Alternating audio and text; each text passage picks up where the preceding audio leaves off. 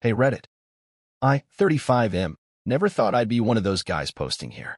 You read stories like this and think, damn, glad that's not me. Well, now it is. I've been married to my wife, 33F, let's call her Rachel, for 6 years. Together 9.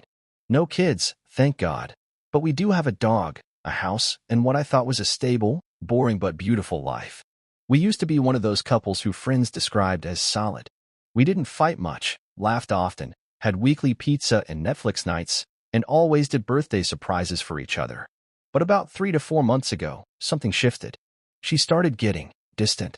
Not in a dramatic, screaming way, more like passive indifference. Like I'd become white noise in her life. She used to always greet me when I came home with a smile or a dumb joke. Now, I was glued to her phone, half muttering, hey, without looking up. I asked if she was stressed from work. She said she was just in a funk and needed space. Fair. Everyone has rough patches, and I tried to be supportive. I cooked more, cleaned more, gave her alone time, suggested a weekend getaway. She declined with, I just want to be alone. It's not about you. But of course, once you hear, it's not about you, it's probably about you. I tried not to spiral, but the signs started stacking up.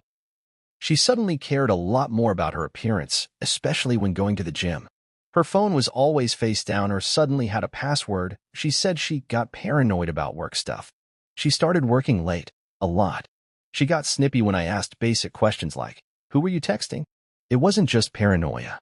I felt it in my bones. Something was off, but I didn't have proof. And I didn't want to be that guy, the suspicious, insecure husband accusing his wife of cheating because she didn't laugh at his joke. Turns out, I should have trusted my gut. So, this happened on a Wednesday.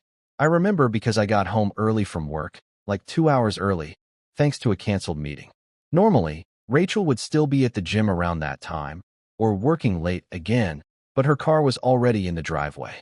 Odd, but whatever. I walked in and didn't announce myself. Habit, I guess. Just dropped my keys and headed to the kitchen. That's when I saw her phone on the counter, unlocked, which never happens. This woman treats her phone like it holds government secrets. So yeah, curiosity took over. I told myself I was just going to check the time. Instead, I saw a notification pop up. Can't stop thinking about you last night. Smirking face, from someone named Braden G. I froze. Braden, the new trainer at her gym. She mentioned him once, briefly. He's too intense, not my style. That line echoed in my brain like a taunt. My hands were shaking as I opened the thread. It was worse than I imagined. Messages going back weeks, flirty at first, then straight up explicit.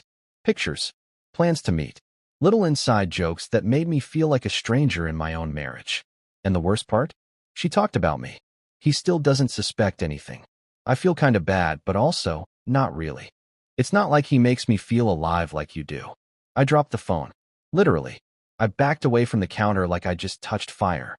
She was upstairs. I could hear the shower running. In that moment, I had 2 options.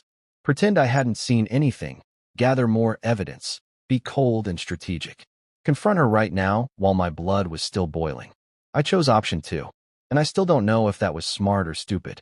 So I walked upstairs, heart pounding so loud I swear I could hear it in my teeth. The bathroom door was open just a crack, steam pouring out, her humming to herself like she hadn't just nuked our marriage from orbit. I knocked once. No answer. I pushed the door open and said, as calmly as I could manage, hey, Rachel? Who's Braden? Silence. The humming stopped. Then, what? I repeated it, slower, sharper this time. Who is Braden? She turned the water off. Didn't even try to hide the panic on her face. She grabbed a towel and just stood there, dripping wet, staring at me like I'd just grown a second head. Why are you going through my phone? Oh, of course. The classic deflection. Not, I can explain. Not, it's not what it looks like. Straight to how dare you catch me. I told her exactly what I saw. The messages. The pictures. That he doesn't make me feel alive crap. She tried to brush past me, but I blocked the door. I deserve an answer, Rachel. Now. She sighed, wrapped herself tighter in the towel like I was violating her privacy by standing in our hallway, and finally muttered. It wasn't serious. Oh, it wasn't serious? That was the excuse? So I asked, was it just texts? She hesitated, which means no. Eventually, she gave me the weak, half-whispered confession. It happened. a few times. I needed to feel something. That sentence right there? It snapped something inside me. I didn't yell. I didn't cry. I just looked at her and said, "Congratulations. You felt something. Hope it was worth it." Then I walked out. Not out of the house, not yet, but out of that moment. She didn't follow me, didn't call my name. She just closed the bathroom door. And that's when I realized. She wasn't sorry. She was just caught. So yeah, after I walked away from the bathroom, I sat downstairs in this weird kind of daze. Not crying, not screaming, just numb. Like my brain had unplugged from my body and left me to glitch out in real time. 15 minutes later, she came down, hair wet, wearing one of my hoodies like that would soften the blow. She sat on the edge of the couch, stared at the floor, and finally said, "Can we talk?" I didn't even look at her. She started slow, testing the water, like she was about to sell me something I didn't need. I never meant for it to go that far. I didn't want to hurt you. You've been distant lately, and I didn't know how to talk to you. Oh, there it is. The "it's your fault I cheated" playbook. I called her out. So because I didn't read your mind, you let some gym bro rearrange your insides in a parking lot. She gasped like I had slapped her, like I was being cruel, like I had somehow taken this too far. Then she got mad. Like, really mad. You always do this. You never listen. You shut down when things get hard. I felt invisible. Braden made me feel seen. I wanted to laugh. Or puke. Maybe both. This woman, who'd been actively avoiding me, suddenly decided that I was the emotionally unavailable one, while she was out here sending thirst traps and emojis to Captain Protein Shake. I asked her point blank, "Do you love him?" She shook her head immediately. No. God, no. It wasn't like that. It was just fun. Fun. Like we're talking about roller coasters, not wrecking a marriage. At that moment, I realized I wasn't dealing with someone who made a mistake. I was dealing with someone who made a choice, over and over again, and then handed me the bill. After the blame shifting and the crocodile guilt tears, I sat there completely still while she kept talking, or rather, spiraling. She started unloading way more than I expected. It wasn't just Braden. I swear I blinked 3 times trying to process that sentence. Wait, what? There was another guy. Before him. But it didn't mean anything either. I laughed. Loud. Dry. Ugly. It was the kind of laugh your brain makes when it's too broken to cry. I asked how long that one had gone on. Just a few weeks. Earlier this year. When I said I was staying late at work. So let's tally this up, shall we? One fling with a coworker. Then another, longer fling with a gym guy. All while she was telling me she needed space and wasn't feeling like herself. What she really meant was, "I've been cheating on you consistently and lying to your face for over half a year." And she wasn't done. She hit me with, "I think we both stopped trying. You just checked out, right? Because me working overtime, cooking for us, planning getaways, cleaning up after her, and trying to re-engage her emotionally was checking out. This wasn't guilt. This was damage control. And I realized this woman didn't feel sorry for hurting me. She felt sorry for herself that she got caught. It all clicked at once. The coldness. The phone secrecy. The over-the-top gym motivation. The weird attitude swings. The gaslighting when I asked basic questions. It wasn't random. It was a pattern. And I'd been too trusting to see it until it was all on fire. That night, I didn't sleep. She went to the guest room. I stayed in our bed, staring at the ceiling, trying to figure out what the hell had just happened to my life. I kept expecting to wake up, like this was some nightmare my brain cooked up after too much late-night Reddit scrolling. But the empty space beside me? The silence? The absence of "I love you" before bed? Very real. The next morning, I was running on fumes and rage. I didn't even say anything to her. Just walked out the door and sat in my car in the driveway for an hour, thinking. I called my best friend, Matt, who, by the way, never liked her. He listened, didn't interrupt, then said 4 words. "Get out. Now, man." At first, I argued. It's not that simple. He cut me off. She cheated twice that you know of. She's blaming you for it. She's not sorry. What are you holding on to? A corpse of a marriage. He wasn't wrong. I was holding on to a memory, not a person. The version of Rachel I loved didn't exist anymore, and maybe hadn't for a long time. So I started planning my exit. Not emotionally, that part was already dead. I mean logistically. I called a lawyer and set up a consultation. I checked the lease and finances. Everything was in both our names. Annoying, but manageable. I backed up important files, changed passwords, opened a new bank account. I booked a short-term rental for 30 days just in case things got ugly. I took screenshots of every message I found, every DM, every selfie, all of it, just in case. This wasn't revenge. This was survival. And weirdly, I felt calmer than I had in weeks. That weekend, I told her we needed to talk. Not a screaming match. Not more tears or denial. Just one final, clear-eyed conversation. She sat across from me at the kitchen table, arms folded, eyes wary like she was waiting for a verdict. I laid it out, steady and direct. I'm moving out. I've already spoken to a lawyer. You don't need to pretend anymore. She blinked. No tears this time. No drama. Just quiet. Like the air had been sucked out of the room. So that's it, she finally asked. You're just leaving? I nearly laughed. Rachel, you left months ago. You just forgot to take your body with you. She didn't fight. Didn't beg. She just muttered. I thought you'd fight for me. Let me say this clearly, for anyone reading. If someone betrays you and expects you to fight for them without ever fighting for you, they don't want love. They want control.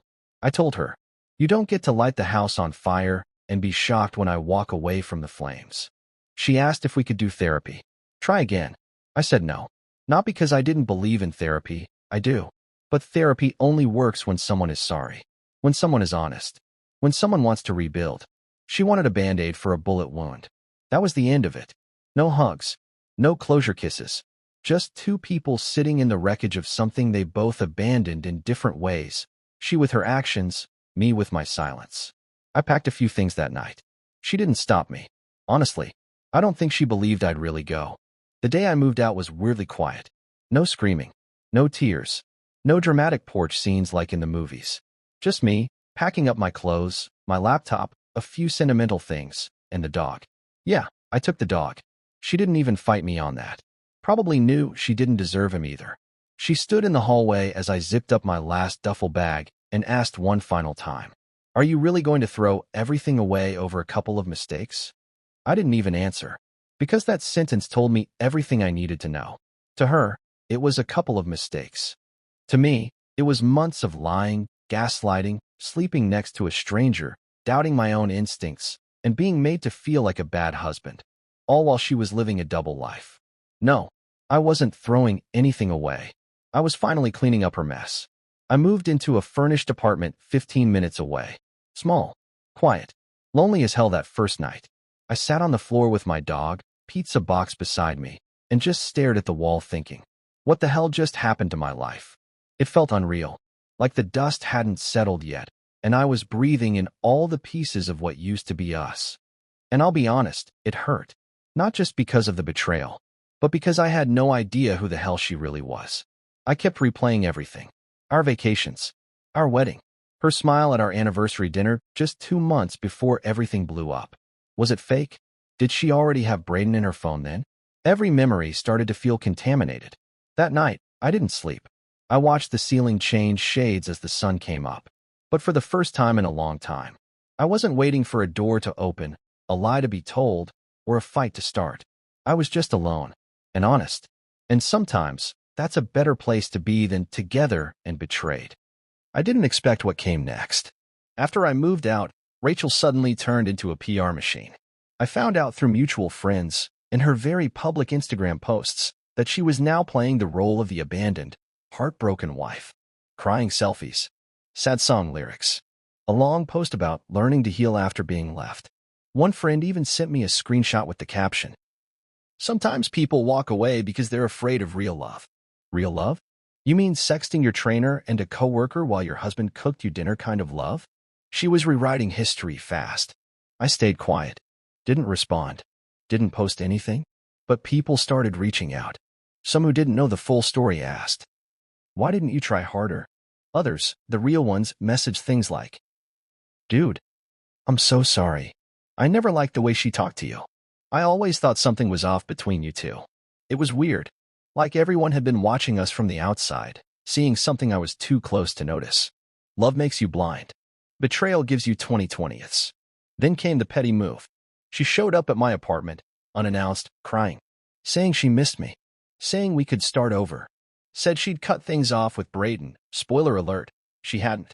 I asked her one question. Would you have ever told me if I didn't find those texts? Her silence was the loudest answer I've ever heard. I told her to leave. She screamed, said I was throwing away everything, called me cold, unforgiving, cruel. Imagine cheating on someone, lying for months, and then being angry that they won't fix it for you. That's when I blocked her. Phone, socials, everything. I wasn't going to let the woman who blew up my life try to convince me I was the problem. After cutting all contact, something strange happened. The silence was loud, but it was also freeing. For the first time in months, I wasn't walking on eggshells, guessing who she was texting or what mood she'd be in. No more lying eyes, no more sneaky phone glances. Just peace. The loneliness sucked at first, big time. I mean, 6 years is a long time to share your life with someone. But slowly, I started remembering who I was without Rachel's shadow hanging over me. I picked up old hobbies I'd shelved. Running, playing guitar, even cooking weird recipes just for the hell of it. I reconnected with friends I'd ignored because I was too drained trying to fix us. Most importantly, I started talking to a therapist. At first, I thought, what's the point? This isn't my fault. But it wasn't about blame. It was about healing, about unpacking the mess she left behind inside me. I learned to sit with my anger without letting it consume me. I learned to trust my gut again. I learned that sometimes people aren't made to grow together, and that's okay. Every day wasn't easy. Some nights, the betrayal screamed louder than hope. But bit by bit, I was rebuilding. Just when I thought I was starting to move on, the past decided to crash the party like an uninvited, drunken relative. One day, I got an email from Braden. Yeah, the gym guy. He basically tried to justify his part in all this, saying he didn't know she was married, and that Rachel lied to him too. That dumb message hit me harder than I expected. Then there were those awkward run-ins. Like, I'd be at the grocery store or walking the dog, and there she was, with some new guy or just staring at me like I was the villain in her Netflix drama. Social media was a nightmare, too. Every time I started feeling steady, I'd see a new photo of her living her best life, captioned with some passive-aggressive line about healing or finding myself. Like a slap in the face on repeat. It made me question if I was overreacting. Maybe I was too harsh. Maybe I should have fought harder. But the truth? That's the devil on your shoulder trying to pull you back into the chaos. So I doubled down on therapy and started journaling every time the ghost showed up. I learned to name the feelings instead of drowning in them. Yeah, the past still haunts me now and then, but it no longer runs the house. After months of therapy, late-night journaling, and honest conversations with friends, I started to realize something crucial. The hardest part wasn't just dealing with her betrayal. It was learning to trust myself again. For so long, I questioned everything. My instincts, my worth, my judgment. How did I miss all the signs? Was I not enough? Could I have done something differently? Turns out, none of that was on me. I learned to listen to that gut feeling and trust it without guilt or second-guessing. I rebuilt boundaries with myself and others, so I wouldn't fall into the same trap of ignoring red flags just to keep the peace. Slowly, I started dating again, but not to fill a void or prove anything. This time, I was clear about what I wanted and deserved. I'm not fixed yet, and maybe I never will be, but I'm a hell of a lot stronger, wiser, and kinder to myself than I was 6 months ago. If there's one piece of advice I'd give to anyone who's been cheated on, don't let their betrayal make you doubt who you are. You're not the problem. Healing takes time, but it's worth fighting for. After everything, I had to come to terms with the fact that my future probably wouldn't include Rachel. That was a bitter pill to swallow. I pictured us growing old together, sharing inside jokes, and passing down the dog's stubbornness to some future kid. Instead, I was facing an empty apartment and a lot of what-ifs. I had to learn how to be alone, really alone, not just physically, but emotionally. I had to stop waiting for her to come back or for some grand gesture that would fix things. It was painful as hell, but it was also liberating. I realized that being alone didn't mean being lonely. I made peace with the idea that my next chapter was unwritten and that I got to hold the pen. I started setting goals for myself, small things like planning a trip, joining a new class, or even just making it through a weekend without spiraling into, why did this happen to me? It was the first time in a long time that I felt hopeful again. Looking back, this whole nightmare has been a brutal teacher. I've learned more about myself and relationships in these months than in all my years with Rachel combined. Here are a few things I want to share with anyone who might be going through something similar.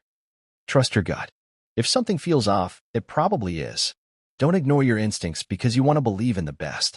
Cheating is a choice, not a mistake. People make decisions, and they own the consequences. Don't carry the blame that's not yours. You're not responsible for someone else's actions or lies. Healing takes time. There's no quick fix, no magic words. Be patient and kind to yourself. Therapy isn't just for broken people. It's for anyone who wants to grow and move forward with clarity. Surround yourself with people who see your worth. The right support can make a huge difference. I still have my bad days, but the good days are becoming more frequent. I'm learning to laugh again, to trust, and to imagine a future that's mine to create. If you're struggling with betrayal, know you're not alone, and you will get through it. So here I am, months later, typing this out like a slightly bruised but not broken version of myself. I won't pretend I'm over it. Some wounds take longer to heal, and trust once shattered doesn't just snap back overnight. But I've learned that healing isn't about forgetting or pretending it didn't happen. It's about accepting the pain, owning your story, and choosing to move forward anyway. I'm grateful for the clarity this nightmare forced upon me, painful as it was. I know now that love isn't about staying with someone who doesn't respect or cherish you. It's about valuing yourself enough to walk away. To anyone reading this because you suspect or know your partner is cheating, trust yourself, don't settle, and don't be afraid to seek help. You deserve honesty, respect, and peace. Thanks for letting me share my story. It's helped me more than you know. Please subscribe and in the comments what you would do in such a situation.